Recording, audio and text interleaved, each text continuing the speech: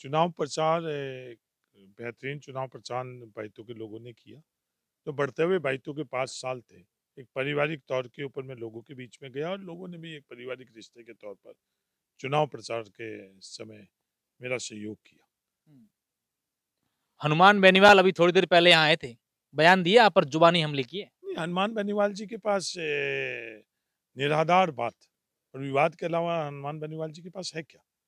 हनुमान बेनीवाल जी कह रहे हैं मैं केस खुलवा दूँगा। हनुमान बेनीवाल जी को जो 5 साल लोगों ने अवसर दिया, उसमें उन्होंने यही काम किया। 300 के तफ्तीशें बदलवाई उन्होंने पीएचक्यू में, हर कोई अच्छी तरह से जानता है।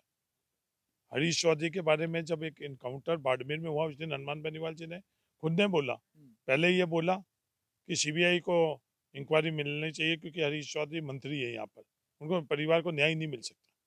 लगातार हनुमान बेनीवाल जी और यहाँ के स्थानीय उम्मीदवार उमेदा राम जी ने इस बात को कई दफे कहा और सब लोगों ने मिलकर और सीबीआई के अंदर इंक्वायरी दिलवाई। और जब सीबीआई के अंदर इंक्वायरी गई तो ये बोला कि हरीश चौधरी जेल जाने वाला है, हरीश चौधरी जेल जाएगा। एक दफे नहीं, कई दफे, एक दफे नहीं, 2 दफे नहीं, 3 दफे क्लोजर रिपोर्ट हो चुकी है और कोर्ट में जा चुकी हुँ। ये आपने ब और 6 महीने सीबीआई यहाँ की यहाँ बैठी रही। बाड़मेर में 6 महीने सीबीआई बैठी रही, केंद्रीय एजेंसीज है। पर हरीश चौधरी आज बैतूल में आप लोगों के बीच में बैठा, बैतूल के परिवार के बीच में बैठा। आज हनुमान बेनीवाल जी ये थोड़ी बोलेंगे हुँ। कि मैंने उस दिन जो बोला था वो निराधार था। इन लोगों ने शामरा के अंदर जब 24 घंटे में बढ़ते हुए बैतूल के लोगों ने 24 घंटे के अंदर अस्पताल बनाया, दुनिया के सामने एक नज़ीर पेश की। हुँ। तो उस समय उसमें सहयोग करने की जगह उन्होंने विवाद किया कि वो ज़मीन है, हुँ। हरीश चौधरी दबाना चाहता है। हुँ। आज लोगों के बीच में उनको बोलना चाहिए था कि वो मैंने झूठ बोला। वो ज़मीन के ऊपर एक 35 बेड का आलीशान अस्पताल का निर्माण हो रहा है, 10 करोड़ से अंग्रेजी माध्यम स्कूल का निर्माण हो रहा है। सिर्फ विरोध और विवाद के अलावा इनके पास कुछ भी नहीं है। अभी अपने बयान में एक बड़ी बात कही आपने 300 जाँच इधर-उधर करवाई है। किसके इशारे पर? ये हनुमान बेनीवाल जी ने करा, ये सबको अच्छी तरह से पता है। ये हनुमान बेनीवाल जी की कथनी और करनी के अंदर अंतर सबको पता है। नहीं, किसके ये सपोर्ट पर? सरकार तो कांग्रेस की थी। नहीं, सरकार से वे कांग्रेस की हुई तो क्या? ये कहाँ अपने समझौता कर लेते हैं, कहाँ घुटने टेक देते हैं, कहाँ हाथ जोड़ देते हैं, कहाँ ठगबंधन कर लेते हैं, वो पूरे राजस्थान के अंदर आपका आज इशारा किस तरफ? आज आज जहाँ भी इनकी जरूरत होती है वो करते हैं, जहाँ भी जरूरत होती है उनके करते हैं। ये बहुत बातें करते थे। वसुंधरा सिंधिया जी के खिलाफ इन्होंने उम्मीदवार उतारा, उनके खिलाफ प्रचार करने के लिए गई नहीं, क्यों? अशोक गहलोत जी के खिलाफ बहुत बातें करते थे, उनके खिलाफ उम्मीदवार उतारा, प्रचार करने के लिए गए नहीं, क्यों? खुद के गांव जहाँ है, खुद रहते हैं, नागौर में विधानसभा के अंदर उम्मीदवार उतारा नहीं, प्रचार करने के लिए। किसके हाथ पीछे? क्योंकि जहाँ भी ये जिस जगह, ये तो एक अवसरवादी राजनीति है। तो क्या ये माना जाए कि हरीश चौधरी ने आज से 4 महीने पहले एक बयान दिया था, उसी पर कायम है आज? नहीं, वो तो आज पूरा राजस्थान जान रहा है। ये जो कुछ भी घटनाक्रम हो रहा है पूरा राजस्थान जान रहा है। एक तरफ ओबीसी के युवा संघर्ष कर रहे थे अपने हक के लिए, उस दिन हनुमान बेनीवाल जी क्या कर रहे थे?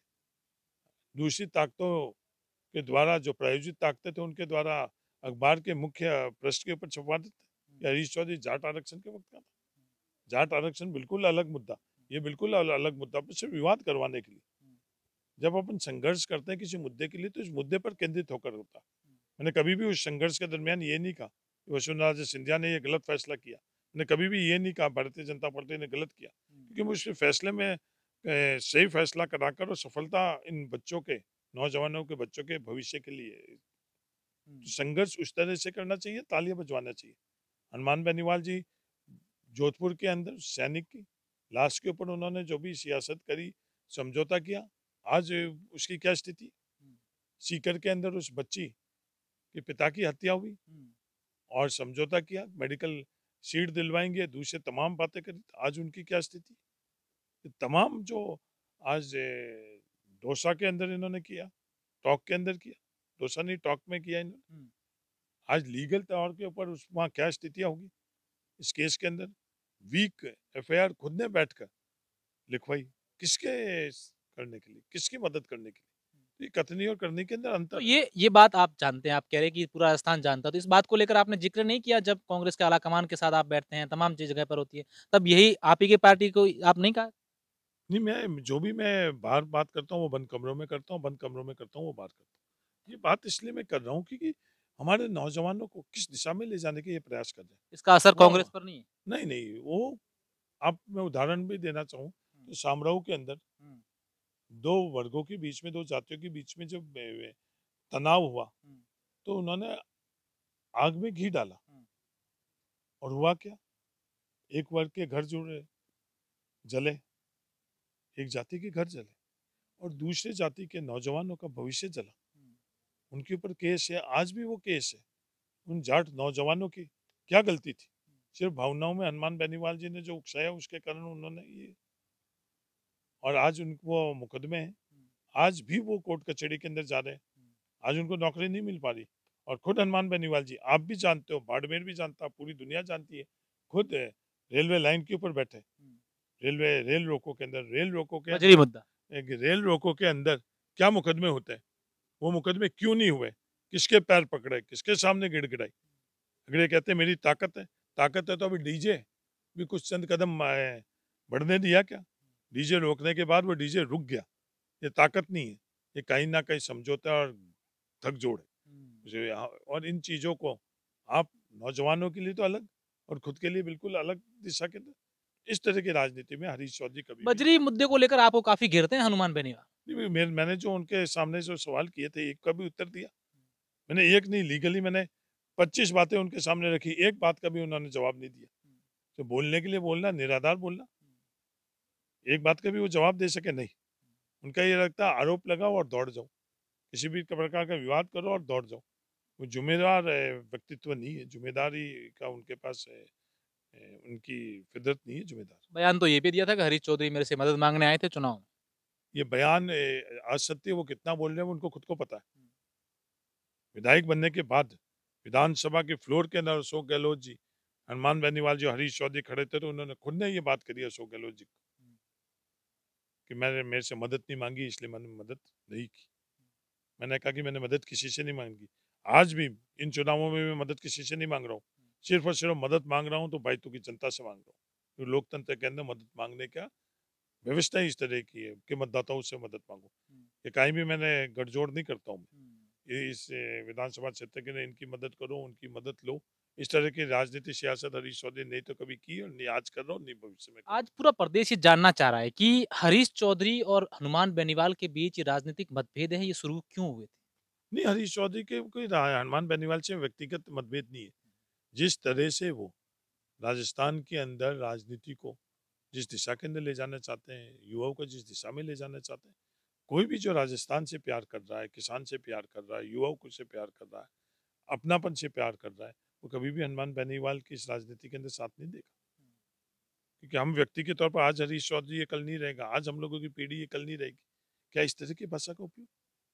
आज अपने खुद के परिवार जो मंच पर बैठे रहते हैं वो परिवार था, वो रालोपा का परिवार था, उनकी तरफ अंगुली कर कर ये बात करना, ये सभी फोटो खिंचाने के लिए बैठे, ये सभी जो बैठे हैं, ये सभी मेरी मजबूरी है, इन पर विश्वास नहीं करना।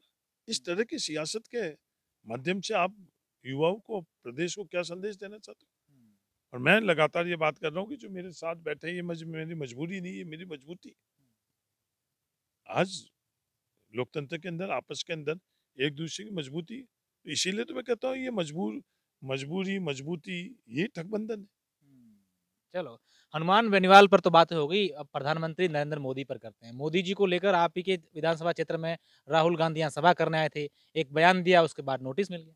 नहीं, नरेंद्र मोदी जी को जो मूल सवाल हरीश चौधरी ने एक जनप्रतिनिधि के तौर पर किया बैतू के दौरा पर, नरेंद्र मोदी जी बैतू के दौरा पर आए, हमने उनका स्वागत किया, उन्होंने राम राम सा हम लोगों तक पहुंचाई और हमने भी वापस राम राम सा मोदी जी। पर मोदी जी हम लोगों के बैतू की जनता को रिफाइनरी के माध्यम से 2.5% CSR से मिलना है का नियम हमारी लोकसभा संसद ने हम लोगों को दिया और आपने उसमें रद्दोबदल करा दिया। वो 2.5%, 0.5 0.25, 10 गुना कम कर कर हमारे साथ अन्याय किया। मैंने सवाल किया उस दिन, थोड़ी बोला, मैंने मोदी जी से निवेदन किया, मोदी जी आप OPS के अंदर स्पष्ट तौर पर अपना रुख बताओ, अगर हाँ नहीं है इसका मतलब ना माना जाएगा। मोदी जी ने कुछ नहीं बोला। 5% जो पेयजल की योजना में हम लोगों को देना पड़ रहा है, राजस्थान पूरे को देना पड़ रहा है, सबसे ज्यादा वो पैसा किसका लग रहा था? बैतू की जनता को लग रहा था। वो 5% हम लोगों के साथ अन्याय था। ये तो अलग बात है कि भाई हनुमान बेनीवाल जी ने कभी भी ये संसद में बात नहीं करी, नरेंद्र मोदी जी ने भी इस तरह का फैसला नहीं किया। भाइयों की जनता की ताकत से, बढ़ते हुए भाइयों की ताकत से राजस्थान सरकार ने फैसला किया कि वो 5% पैसा भी राजस्थान सरकार करेगी।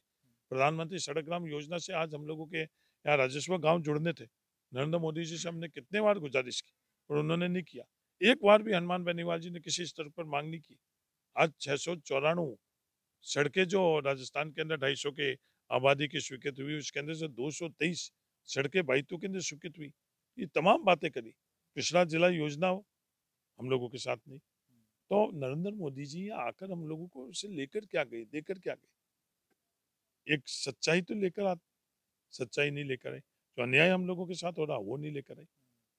पचपद्दा के अंदर जो लोकसभा चुनाव के समय उन्होंने रैली करी, वो बातें वापस याद करी, उनके वापस वो बातें बिल्कुल ही भूल गई।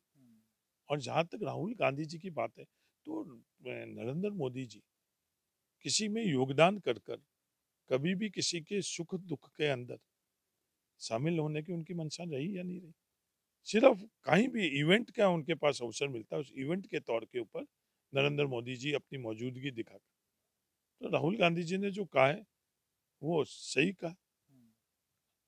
आज जो आयोग के तरफ से नोटिस आया तो उसका जवाब भी देंगे। मोदी जी ने जल जीवन मिशन पर आप पर आरोप लगाए कांग्रेस नेताओं पर, कांग्रेस सरकार पर कि जल जीवन मिशन हमने तो कर दी लेकिन यहाँ ने भ्रष्टाचार कर दिया। ये भ्रष्टाचार कर दे तो एजेंसीज उनके पास है ना।